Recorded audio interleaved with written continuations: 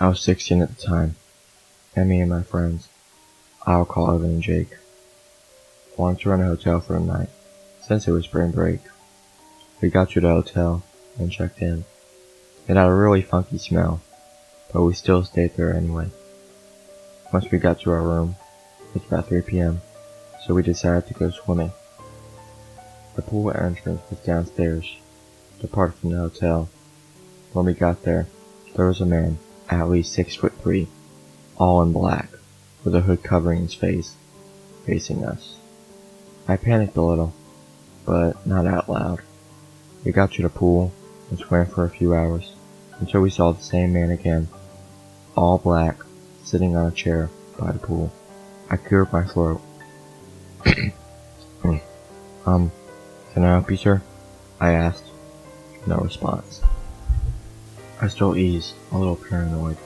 I put my face in the water, and at the bottom of the pool was another figure in all black. I screamed like a little girl, and ran for the door. I looked back and saw nothing, not the guy in the chair, or the guy at the bottom of the pool. My friends thought I was just seeing things, but I saw what I saw. I didn't feel like swimming anymore, so I decided to go get dinner in a nearby restaurant. I got a table for me and my friends, when once again, I saw the same man in all black at the other side of the dining room, staring at me.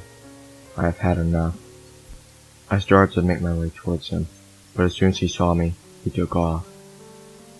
After we ate, I decided we should probably go home tomorrow. My friends didn't really like that idea. Once it was 10:30, me and my friends dozed off in the hotel room.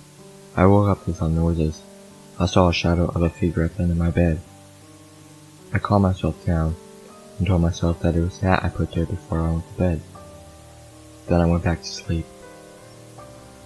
I woke up again about 30 minutes later to some more noises. I was getting thirsty, so I reached under my bed and tried to grab my water bottle, but I grabbed something, and I was shocked from what I grabbed. It was my hat. I was never more scared in my life. I couldn't help but scream at the top of my lungs. I heard a voice next to my ear say, "You're a bitch." I jumped out of my bed and realized it was two men in black. I tried to fight them, but it was no use. Once they grabbed me and dragged me out of my room. I tried to scream, but one of the guys was covering my mouth, and I passed out. I woke up on a stretcher. It turned out those guys knifed me while I was passed out, but luckily someone saw them and called the authorities. The doctor told me though that they couldn't find the guys. To this day, I always have a nightlight in my room, and somehow that makes me feel a little bit more safe.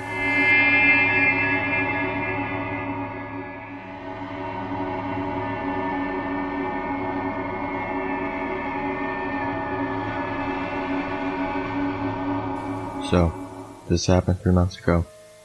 I was hiking with my friend. Let's call her Amy. Me and Amy set off on our travels about 6 a.m. We traveled by public transport, and we got the 6:35 bus to our destination. The bus stop was empty for the first 10 minutes or so. Then a man joined. He was looking at the same timetable as us, so we knew he was getting on the same bus. He sat on the bench opposite of us and started reading a book. I felt strange, as if I knew something was up. I glanced at the man, and he caught my glare, and just stared at me. It wasn't a normal stare, it was a sinister stare. I pulled out my phone and texted Amy to check it out. I didn't want to speak out loud, so he knew I was talking about him. As soon as Amy's phone dinged, the man looks at us. He turns to Amy and asks, "Who's texting you?" He said it in a way as if he already knew. She nervously replies, "Oh, it's my dad, just seeing if I'm okay." He squints his eyes and continues reading. He started mumbling stuff to himself in a different language. I think it was Polish, but I'm not 100% sure. The bus was due 5 minutes by this time, so me and Amy got our stuff together, get on. We stand up and step towards the road where the bus pulls up. The man also stands up and stands a foot away from me. I could feel his breath on my neck. I felt so uncomfortable. When the bus finally came, we boarded it and sat at the back. The man sat at the very front on the seat facing backwards. He put his book away and stared at me. He stared at me even when I saw him. His glance didn't leave me. Our stop was the next one, so we walked to the driver's section of the bus and waited. The bus pulled up and we left. The man stayed on. We thought we wouldn't see him again, but we were so wrong. So later that evening, we stopped on our hike for some lunch. We sat on a large rock on top of a hill, with the forest surrounding us. We were gossiping and laughing till Amy noticed someone was walking up on the path towards us. "Look," she says, "isn't that the man from the bus?" I turned around and my heart sank. "He is," I replied. "Why is he here? He stayed on the bus while we got off. How did he know that we would be here?" Amy gave me a scared, confused look and shrugged nervously. We decided to pack our stuff and head back to the bus station to go home. We got on the bus. The man was nowhere in sight. The last time we saw him was on the hiking trail, about 3 miles from here. He walked past us in the opposite direction. So we go for a few stops. When the bus stops and someone gets on, thinking nothing of it, we continue our conversation.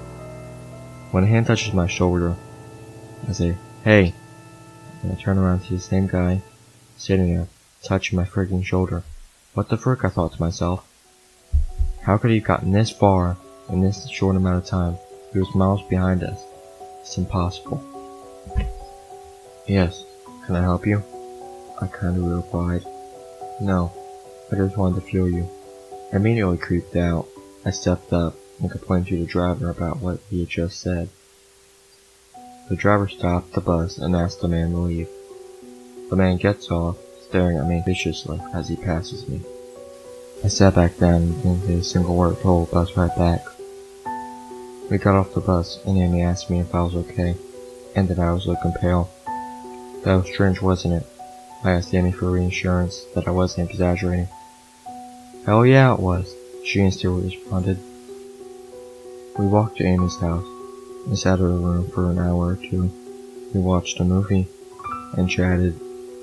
Time was getting on and I had to leave, so her and her family could have dinner. I walked a short distance home and locked my door behind me. I never usually lock my door, but I was very creeped out. I made some dinner and watched some TV, and then I got into the bath. I was in there for ages, until I started to get a familiar earlier feeling. I went to my room and got dressed, and then went downstairs and turned off the TV, and then locked every single window and door, and then came back upstairs. I'm lying in bed and I keep thinking I can hear someone outside my house, but I brush it off as a stray dog or other animal. I eventually fell asleep and woke up suddenly during the night. I checked my alarm and it was 3:20 a.m. I don't usually wake up during this time at night, so I find this to be a little odd. I sat up and turned on my lamp. Then I heard loud footsteps pacing around my house. I got out of bed and checked through my bedroom window. I couldn't see anything, so I went downstairs. Keeping the downstairs light off, I peeked through the blinds to the front of the house. I saw a person there staring out my bedroom window. I couldn't make out the face. I continued watching that person pacing up and down my driveway. Who could this be? I thought to myself. I had so many thoughts like, is this person drunk? Is this an escape from an asylum up the road? I continued watching for a good 15 minutes or so, until they turned around and walked out, and stopped at my gate, and turned around and looked straight at me. Well, at least it looked like they did. The street light was shining in their face, and I recognized the person. It was the same person from the bus. What the frick, I thought to myself. How does he know where I live? The man left my driveway and walked off. I go back to bed and text him what happened in the morning. Oh my freaking gosh, he replied back to me.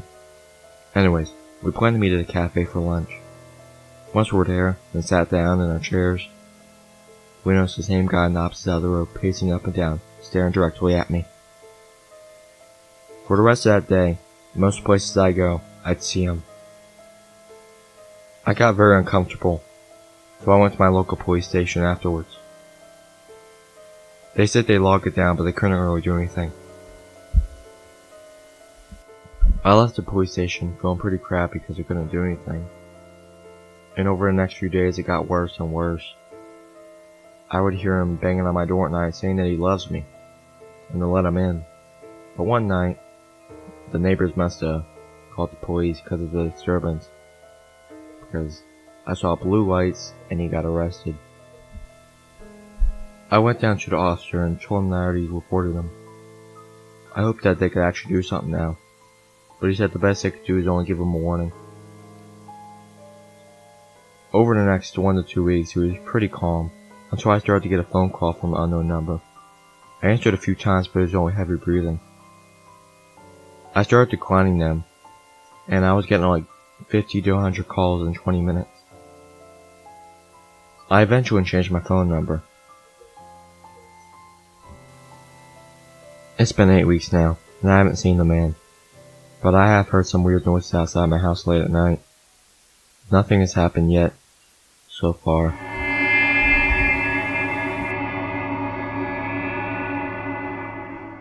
So, this happened when I was 11 years old, in the 6th grade. One day, I was in my 6th period, which is gym. We had to run laps, and there was this one spot where we'd make a turn by a big fence. On the other side was a 30-year-old guy waving, with a wired grin, but I couldn't tell who he was waving at, so I just kept running.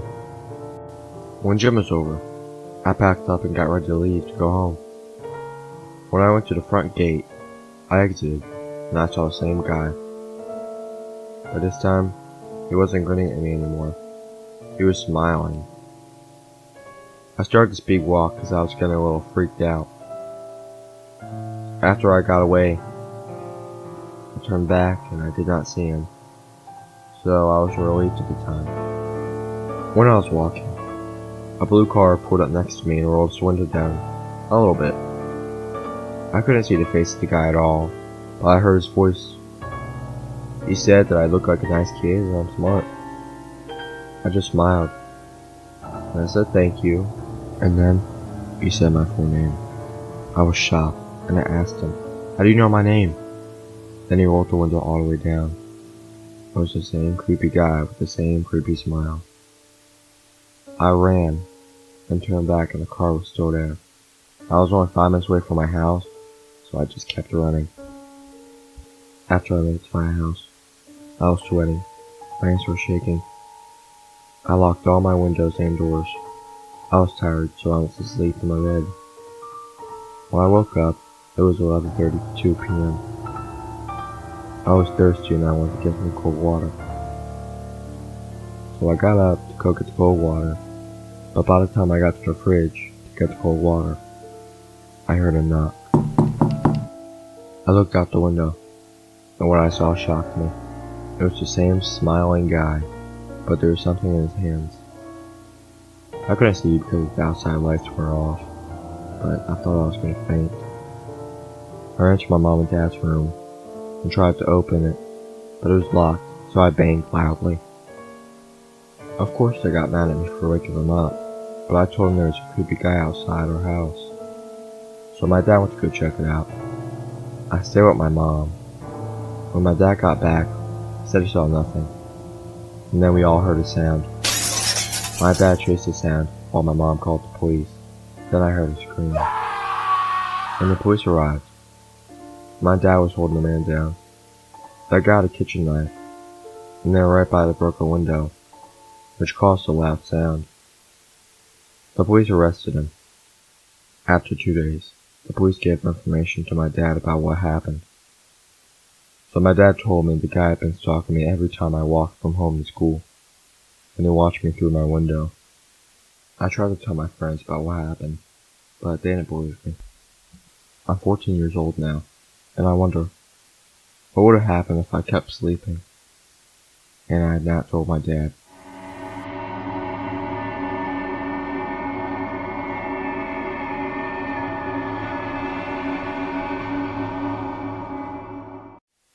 Sorry for any errors in this or lack of detail.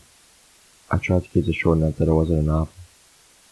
I don't remember a lot of it because I tried to forget all that happened, but I'm trying my best to remember it all. I'm a 13-year-old female, and this was only a few months ago when this happened. I was on a hockey trip with the rest of my family. I don't play, but my siblings do.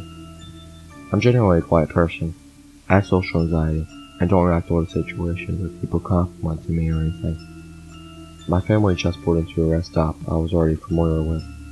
I was walking in to get a drink with my little sister, who was 9. When she ran ahead of me, I didn't think much of it, but I wish she had stayed by my side because not even a few seconds later, a Caucasian man, looked to be in his mid-40s, like his phone at me. I instantly jumped back because I was right next to the car, which was a red 4-door sedan. He was telling me how pretty I was and how I should hop to his car. Being the unsocial person I am, I walked away with no reply. I raced out to meet my little sister. I'm pretty close to her, so I laughed about what just happened and told her. We didn't think much of it, and left as soon as we came in. The man made crude gestures at me as I walked back to my other siblings. I have 2 sisters and 1 brother. My brother is pretty intimidating and 16, while my other sister is 15 and not intimidating. They both play hockey, and they're both stronger than me. My family drove off when we started to go to the hotel that we were staying at. It was an hour or 2 away, so after a while we had another rest stop, so me and my siblings could stretch. I had already forgotten about the encounter with the man, until I noticed his car pulling, the red 4-door sedan. I didn't pay that much attention to it at first until I walked to the restroom area. The man followed me in and just sat on a bench, like he was waiting for someone. Wanting to avoid eye contact or talking, I put my little sister next to me. We started talking about video games. I waited until she was done and to walk out, but my mom walked in and told me that I had to go back to the car. I always avoid talking to strangers, and I get really nervous if someone even says hi to me, so I avoid any contact with any people. As I was walking back out, the man followed me. He was around the same height as me. I'm 5'8". He walked right next to me and whispered in my ear, something along the lines of, "You would look good tied up to my bed." I don't completely remember what he said, but I was all just tensed up. I ran for my car, jumping to the back seat. I was scared now, but because I was an idiot, I only texted my friends about it. She told me it was just some random creep and not to worry about it. I did as she said and tried to forget about it, and I thought that was just it for the encounters. Once my family got to our hotel, we only checked in and went to the ice rink. We took longer than we thought we would, so we had to go to the ice rink immediately. I began to forget about the man again. The second period, and I was sitting outside with the actual rink with my sister. I don't bother watching, at least not until now. My sister and I were playing some multiplayer games when the man sat right next to me. And he asked me what I was playing. I got extremely uncomfortable and moved away, only for him to move closer. He began asking me if I had a boyfriend, and I put into my ear to pretend I was deaf. It was a pretty stupid plan looking back, but I had a plan if he believed it. I don't know much sign language, but I know enough to pass a lie. Sadly, he didn't buy it, and he continued to ask. I stayed silent, ignoring him, until he put his hand on my thigh. I was wearing leggings, so I felt how cold his hand was. I jumped at it, and in turn, he squeezed it. In the game me and my sister were playing, we could message each other stuff in chat. So I quickly looked at her and wrote, asking me if I could go to the BR with you. She looked at me and realized what was going on. She walked over to me and told me that she had to go to use the restroom. We waited in the restroom until the game was over. I didn't see him until the next game, which was the next day. My sister had a fever day at the game, so I volunteered to stay with her at the hotel. I only really did it to avoid the man. A few minutes later, I knocked at the door.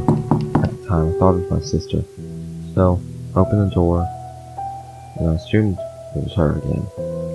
But I hated what I saw instead. It was the same guy again, with a horrible grin. Before he could say anything, I slammed the door and decided it was a good time to call the police. I was crying at this point, as I sat against the door and called the police. They arrived shortly after, and the man was arrested. It turned out he'd been taking pictures of me this whole trip and been following me this whole time, even when I was swimming with my siblings. From this time on, I don't really walk alone. I hate it. I just really freaking hope I'll never see him again. It was the second scariest thing in my life.